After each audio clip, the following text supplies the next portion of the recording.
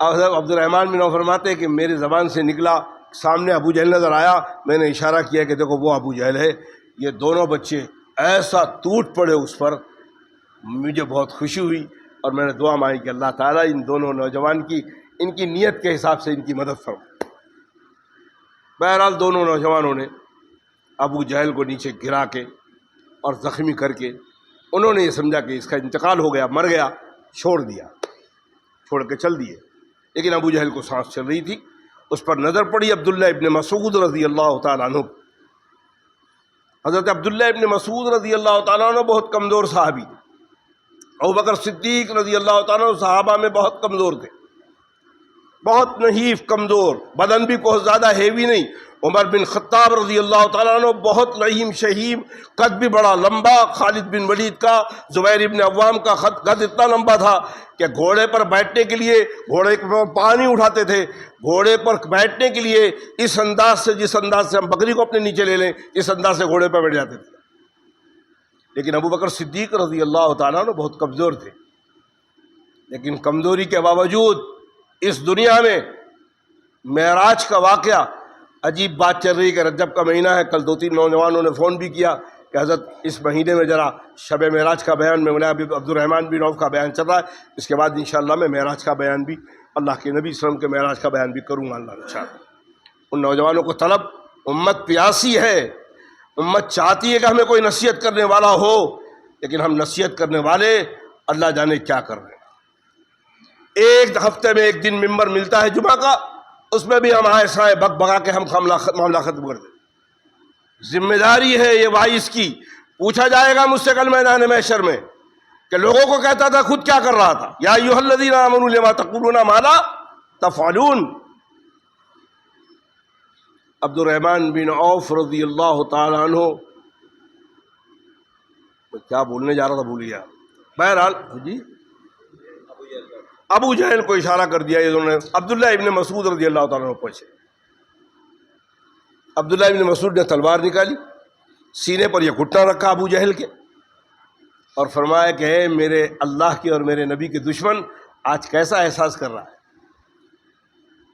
اتنا کمینہ تھا، فرمایا کہ آج بھی میں اپنے دین پر قائم ہوں، اور اے عبداللہ ابن مسعود، اب تو میرے سینے پر بیٹھ گیا، جلد سے جلد میری گردن مار، لیکن میری گردن مارنے کے بعد میری گردن کو یہاں سے جدا نہیں کرنا، یہاں سے کاٹنا، ایک مونے کے ساتھ کاٹنا، جہاں بھی میری گردن ہو تو پتہ لگے کسی سردار کی گردن ہے۔ عبداللہ ابن مسعود نے یہ الفاظ جا کے نبی پاک صلی اللہ علیہ وسلم کے پاس دہرایا۔ اللہ کے نبی نے فرمایا کہ اے لوگو، موسیٰ کا فرعون جیسا فرعون تھا، میری امت کا فرعون یہ ہے، اور یہ موسیٰ کے فرعون سے بھی زیادہ سخت ذلیل ہے۔ ابو جہل نام دیا اللہ کے نبی، اس کا نام تھا عمر بن حشام نام تھا اس کا، ابو جہل کا لقب اللہ کے نبی نے دیا۔ یہ مرتے وقت اس کا حال، یہ مرنے کے بعد اس مونے کے ساتھ گردن خالی کہیں لڑک نہیں جائے، رکھو تو سردار کی گردن معلوم پڑے۔ یہ گھمنڈ کرنا تو ابو جہل کی سنت ہے۔ عبد الرحمن بن عوف ابو بکر صدیق کی، معراج پہ گئے تو جبریل لے کر آئے ساتھ میں براق کو، اللہ کے نبی کو براق پہ سوار کیا۔ جبریل کے 600 پر ہیں، خود جبریل نے اپنے جسم پر نبی پاک کو نہیں لیا، براق پہ سوار کیا۔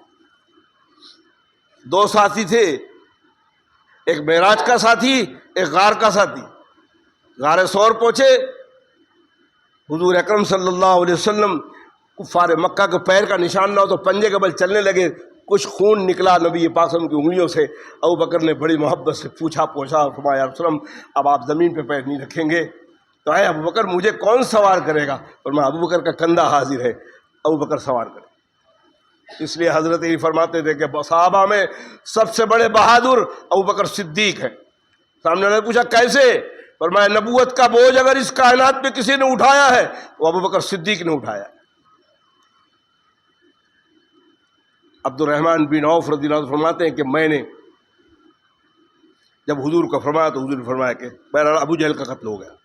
امیہ بن خلف جو تھا، میری ایمان لانے سے پہلے میرے اس کے تعلقات تھے، دوستی تھی، تجارت میں ہم ساتھ میں جاتے، میں جب ہجرت کرنے کو آیا تو امیہ بن خلف نے مجھ سے ایک وعدہ لیا کہ اگر کبھی خدا نہ خواستہ میں مدینہ آ جاؤں تو تم میری حفاظت کرنا، اور اگر تم مکہ آ جاؤ تو میں تمہاری حفاظت کروں گا۔ غزوہ احد میں امیہ بن خلف بھی آیا، اس کے بیٹے کا نام بھی علی تھا، علی بن امیہ بن خلف۔ یہ دونوں کافر تھے، کافروں کے ساتھ آئے۔ غزوہ احد میں حضرت خالد بن ولید نے اس سرنگ میں سے مسلمانوں کی ذرا سی غلطی سے پھر حملہ کیا، اللہ کے نبی صلی اللہ علیہ وسلم کا دندان مبارک شہید ہو گیا، مغفر کی کڑی چبھ گئی۔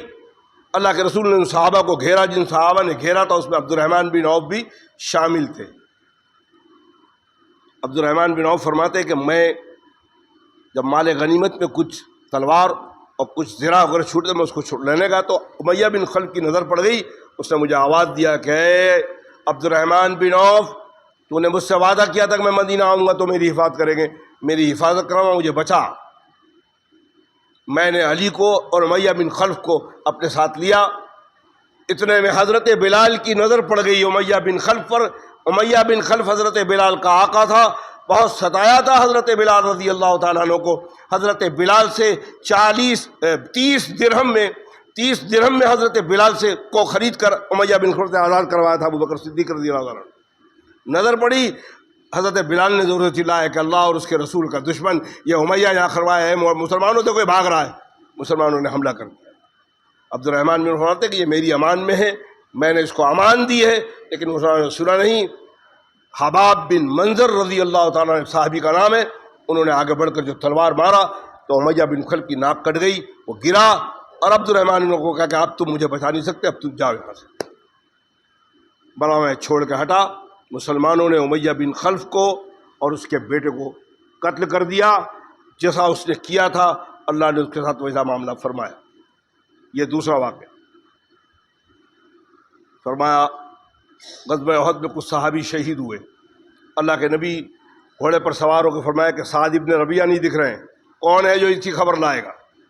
حضرت ابی بن کعب رضی اللہ تعالیٰ عنہ فرماتے یا رسول اللہ میں جاؤں گا۔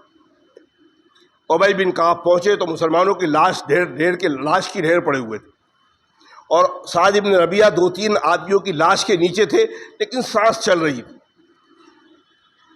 ابی بن کعب نے فرمایا کہ اے سعد ابن ربیعہ، اگر تم زندہ ہو تو کچھ بتاؤ مجھے، کچھ بات کرو، مجھے بھیجا ہے تمہارا حال چال لینے کے لیے جناب رسول اللہ صلی اللہ علیہ وسلم نے۔ حضرت سعد ابن ربیعہ نے پوری طاقت لگائی، جاکندی کا عالم ہے، پوری طاقت لگائی، اور طاقت لگانے کے بعد اس لاش کے نیچے سے آواز دی کہ اے ابی بن کعب، میں یہاں ہوں، اور اللہ کے رسول کو میرا سلام علیک کہہ دینا اور انصاروں کے پیغام پہنچانا۔ اگر آج اللہ کے رسول شہید ہو گئے، کل میدان محشر میں انصار اللہ کو جواب نہیں دے سکیں گے، منہ نہیں دکھا سکیں گے۔ ہم نے اللہ کے نبی کو مکے سے اس شرط پہ لائے تھے کہ ہم اپنی جان و مال قربان کر دیں گے، لیکن آپ کی حفاظت فرمائیں گے۔ میں نے اس وعدے کو پورا کر دیا۔ انصاروں سے کہنا اگر تم پورا نہیں کر سکے اللہ کو شکل نہیں دکھا سکو گے۔ حضرت ابی بن کعب رضی اللہ تعالیٰ بھاگ کے آئے اور فرمایا رسول اللہ سعد ابن ربیعہ شہید ہو گئے۔ اللہ کا آپ نے فرمایا کہ اے لوگو، سعد ابن ربیعہ سے اللہ اور اس کا رسول راضی تھا۔ وہ سعد ابن فرمایا عبد الرحمن بن عوف کی تیسری یہ خبر، میرے بھائی انصار بھائی کا جب انتقال ہوا میں برداشت نہیں کر سکتا۔ یہ صحابہ کا حق تھا۔ اس کے بعد سعد ابن ربیعہ کی پوری فیملی کو اپنے کاروبار تجارت سے عبد الرحمن بن عوف سنبھالتے رہے۔ یہ بھائی چارہ ہے۔ آج بھی بمبئی کے اندر میرے تعلقات والے ایسے لوگ ہیں، میں ان کو جانتا ہوں کہ وہ لوگ، ان کا ایک دوست تھا التمش، مسجد بندر کی بلڈنگ میں رہتا تھا، ٹیلیس پہ کھڑا تھا، بلڈنگ میں گر کر ختم ہو گیا۔ آج اس کے پورے بیوی بچوں کو وہ لوگ سنبھال رہے ہیں، صرف دوستی کی حیثیت سے کہ وہ دوست تھا۔ اللہ کے بندے ہیں ایسے لوگ، بہت کم لوگ ہیں جن کی وجہ سے کائنات چل رہی ہے، اور ایسے لوگ سے دنیا خالی نہیں ہوگی، انشاءاللہ رہیں گے۔ اللہ کے نبی کا دین نہ مٹنے والا ہے، نہ اللہ کے نبی کی سنت مٹنے والی ہے۔ اس سنت سے ہم کتنا فائدہ اٹھا رہے ہیں یہ ہماری ذمہ داری۔ بہرحال دوستو، صحابہ کرام کا بیان کرنے کا مقصد یہ ہے کہ اللہ مجھے بھی عمل کی توفیق دے اور آپ کو بھی عمل کی توفیق۔ اور نوجوانوں کے ساتھ خاص اپیل ہے کہ آپ نے دیکھا ابھی جاوید اختر صاحب بہت بڑے پڑھے لکھے، اور کمال کی بات یہ ہے مولانا فضل حق خیر آبادی کے پوتی کے خاندان سے ہیں۔ یوٹیوب پہ آ رہا ہے کہ ان کے پوتے ہیں، وہ غلط خبر ہے۔ میں نے جو اسٹوری پڑھی ہے جنگ آزادی کی، مولانا فضل خیر آبادی صاحب، مولانا ابوالکلام آزاد صاحب، مولانا حسین احمد مدنی صاحب، شیخ الہند محمود حسن صاحب، یہ سب ایک ساتھ جنگ آزادی میں اس ملک کو مسلمانوں نے آزاد کرایا ہے۔ اس ملک کی آزادی میں مسلمانوں کا خون ہوا، دلی سے لے کے سرن تک 40,000 علماء کو دار پہ چڑھایا انگریزوں نے۔ اس ملک کو ہم نے حاصل کروایا ہے، آج ہمارے سے سرٹیفکیٹ مانگی جا رہی ہے۔ یہ ہماری بدعمالیوں کا نتیجہ ہے، ہمارے یہ ناتفاقی آپس کی لڑائی کا ذریعہ ہے۔ ہم نے مسجدوں کو اللہ کے گھر کو بانٹ دیا، ہم نے قرآن کو بانٹ دیا، اللہ کے نبی کی سنتوں کو بانٹ دیا۔ یہ قرآن بریلی، یہ قرآن دیوبندی، یہ مسجد دیوبندی، یہ مسجد بریلی، یہ مسجد اہل حدیث۔ اب وہ مسجد پہلے اللہ کا گھر ہے، پھر کوئی بھی ہوگا معاملہ جا کے۔ اس کا انجام آپ دیکھ رہے ہیں، 360 بتوں کو ماننے والے ایک ہو چکے ہیں۔ ہم ایک اللہ، ایک قرآن، ایک نبی کو ماننے والے، ہم اتنے فرقوں میں بٹے ہوئے، کہاں سے اللہ کی مدد آئی؟ اختلاف رکھو، آپ خلاف مت ہو جاؤ۔ اختلاف تو ہر آدمی کا ذہن، ہر آدمی کا دماغ، 3 بھائی گھر کے اندر ہیں، تینوں بھائی کا دماغ الگ الگ ہے، تو کیا بھائی بندی ختم ہو جاتی ہے؟ اور ماں باپ اور اولاد کا دماغ الگ ہے، کیا ماں باپ کو چھوڑ دیا جاتا ہے؟ اختلاف رکھو، آپ خلاف مت ہو جاؤ۔ یہ خیال رکھو کہ یہ میرا کلمہ گو بھائی ہے۔ اور سب سے بڑی بات یہ ہے کہ پھر آپ یہ کیوں نہیں سوچتے کہ آخر میں تو اپنی قبر کا خود چل کر نہیں جانے والا، یہی کلمہ گو لوگ اپنا کندھا دے کر مجھے پہنچائیں گے۔ یہ وہ پیغام ہے جو صحابہ نے ہمیں دیا۔ صحابہ کرام کا بیان اس لیے کیا جاتا ہے کہ اللہ مجھے عمل کی توفیق دے، اللہ آپ کو عمل کی توفیق عطا فرمائے۔ ایک دو جمعہ سے بیان کے درمیان بات سے زیادہ وقت ہو گیا، آپ اللہ واسطے مجھے معاف فرمائے۔ بات یہ ہے کہ ہم جب بیان کرنے بیٹھتے ہیں، بات ذہن میں جو کچھ آتی ہے، ایک بات کا خیال رہتا ہے کہ اب یہ جمعہ ملا ہے، اللہ جانے اگلا جمعہ ہمیں ملے گا کہ نہیں ملے گا۔ کوئی بات دل میں آئی ہے صحابہ کی تو سامعین بڑے محبت سے سن رہے ہیں، سنا دیں، اس پہ 5-10 منٹ ادھر ہو جاتا ہے، آپ اس واسطے اللہ واسطے ہمیں معاف فرمائیں۔ لیکن بات یہ ہوتی ہے کہ ہم تو یہ بات اس سے کہتے ہیں کہ اللہ آپ کو ہمیں عمل کی توفیق دے، کیونکہ اب یہ جمعہ ملا ہے، اللہ جانے اگلا جمعہ ملے نہ ملے، سننے والوں کو ملے نہ ملے، کہنے والوں کو ملے نہ کہنے، کیونکہ اللہ رب العالمین کا تو معاملہ یہ ہے کہ ہر تمام علم غیب کو جاننے والے اللہ رب العالمین۔ میں نے پچھلے جو بتایا تھا کہ الہ کا مطلب صرف 2 بات کی صفت ہے الہ میں، ساری کائنات کا عالم الغیب اللہ اور ساری کائنات کا مختار کل اللہ۔ یہ 2 صفت جس میں مان لی جائے گی شرک ہو جائے گا۔ ظاہر چیز ہے کہ ہم اللہ کے ماننے والے ہیں، اور اللہ کے ماننے والے کو جس نے لا الہ الا اللہ محمد الرسول اللہ پڑھا، اللہ کی شریعت کے حساب سے وہ ہمارا بھائی ہو گیا۔ دین کے خون کے رشتے سے زیادہ اہم رشتہ دین کا ہے، اور اس کا حق ادا کر کے صحابہ کرام نے بتایا۔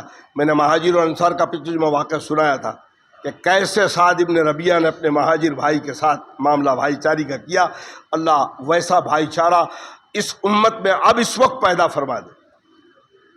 دیکھ رہے ہیں آپ، فلسطین کے بچے بلک بلک پر مر رہے ہیں، عورتیں رو رہی ہیں، زبان سے نکل رہا حسبنا اللہ و نعم الوکیل۔ 57 ملک ہیں مسلمانوں کے، کسی کو ہمدردی نہیں آ رہی۔ کل یہ بچے میدان محشر میں اگر ان حکمرانوں کی حجت بن گئے، کیا جواب دے گے یہ اللہ کے سامنے؟ ان معصوم بچے اور یہ ہماری ماں بہنیں کیا اگر حجت بن گئے تو کیا جواب دیں؟ اس لیے ہم کم سے کم اپنی دعاؤں میں ان بچوں کو یاد رکھیں۔ اللہ ان بچوں کی غیبی مدد فرمائے، ان کے بعد جو لوگ زندہ ہیں اللہ ان کو صبر جمیل عطا فرمائے اور ان کو شہادت کا مرتبہ نصیب فرمائے۔ اور ساتھ میں دعا کریں کہ اللہ جب ایسی مصیبتیں ہم پر آ جائے ویسے ہی ایمانی جذبہ ہمارے اندر بھی پیدا فرمائے، ہمیں بھی شہادت کی موت کی تمنا نصیب فرمائے۔ یہ دعا کریں مجاہدین کے لیے۔ حضرت مولانا سالم صاحب کے بڑے صاحبزادے مولانا سلمان قاسمی جو پاکستان میں رہتے تھے، 2-3 دن پہلے ان کا انتقال ہو گیا۔ آپ دعا فرمائیں کہ اللہ تعالیٰ حضرت مولانا سلمان قاسمی کے اللہ مغفرت فرمائے، قبر کی منزل آسان فرمائے۔ اس کے ساتھ ہمارا ایک مرید انجم نام ہے، جے جے ہاسپٹل میں ایڈمٹ ہے، رپورٹ اس کی ڈاکٹر نکال رہے ہیں، بیوی بیچاری اس کو رات دن سنبھال رہی ہے، جے جے ہاسپٹل میں ایڈمٹ ہے۔ آپ دعا فرمائیں کہ اللہ اس بچے کو صحت کاملہ عاجلہ عطا فرمائے۔ اس کے ساتھ جو بھائی بھی ہمارے بیمار ہیں اللہ ان کو صحت کاملہ عطا فرمائے، اور جو دنیا سے جا چکے ہیں اللہ ان کی مغفرت فرمائے۔